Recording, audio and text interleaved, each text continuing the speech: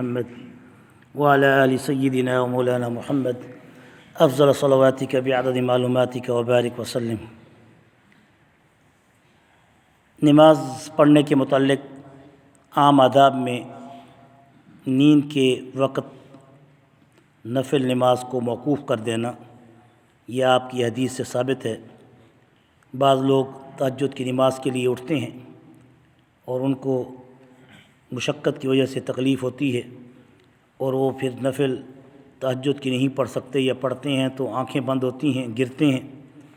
تو ایسے لوگوں کے بارے میں رسول اللہ کا ارشاد ہے عن عائشہ رضی اللہ عنہا ان رسول اللہ صلی اللہ علیہ وسلم، حضرت عائشہ صدیقہ رضی اللہ تعالی عنہ سے روایت ہے کہ رسول اللہ صلی اللہ علیہ وسلم کا پاک ارشاد ہے، آپ نے فرمایا قال اذا نعس احدکم وهو یصلی فلیرقد، جب تم میں سے کوئی نماز پڑھ رہا ہو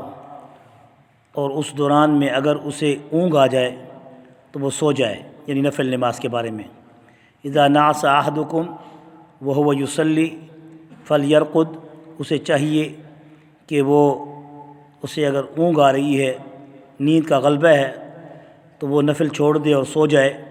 تاکہ اس کی نیند پوری ہو جائے، حتی یذهب عنہ النوم،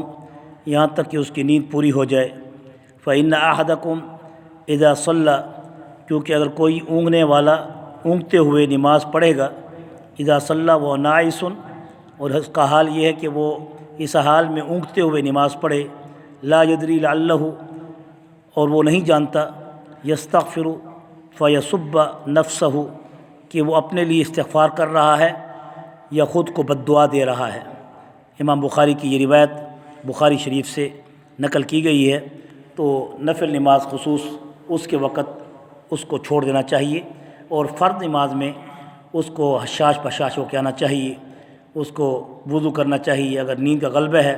اسے تھوڑا چل پھر لینا چاہیے۔ نماز فرض جو ہے وقت پہ ادا کرنا یہ بھی فرض ہے، اس لیے اس میں کوئی رعایت نہیں ہے، لیکن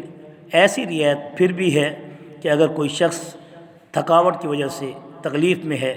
تو اللہ کے پاک پیغمبر صلی اللہ علیہ وسلم کا یہ فرمان ہے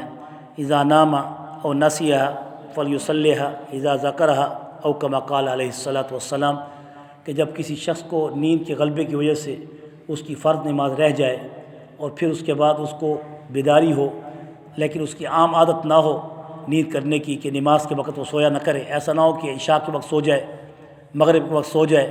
یا فجر کی نماز کے وقت ہماری عادت ہوتی ہے 1 بجے تک جاگتے رہتے ہیں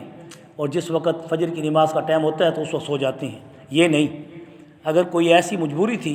کہ جس وجہ سے آپ پہلے سو گئے اور پھر نماز کے وقت نہیں اٹھ سکے، تو پھر حضور کی یہ حدیث ہے اذا نام او یصلیھا اذا نام او نسیھا فلیصلیھا اذا ذکرھا، کہ اگر کوئی شخص بھول کی وجہ سے یا نیند کی وجہ سے سو گیا اور پھر اس کے بعد وہ اٹھا تو اس کی نماز جا چکی تھی، تو اب وہ نماز ادا کرے۔ اللہ پاک قضا نماز ادا کرنے کے باوجود بھی اس کو ادا نماز کا ثواب عطا کریں گے۔ اللہ تعالیٰ سے دعا ہے کہ اللہ تعالیٰ ہم سب کو نماز کی قدر اور نماز کی اہمیت اور آداب کا خیال رکھتے ہوئے نماز میں حشاش بشاش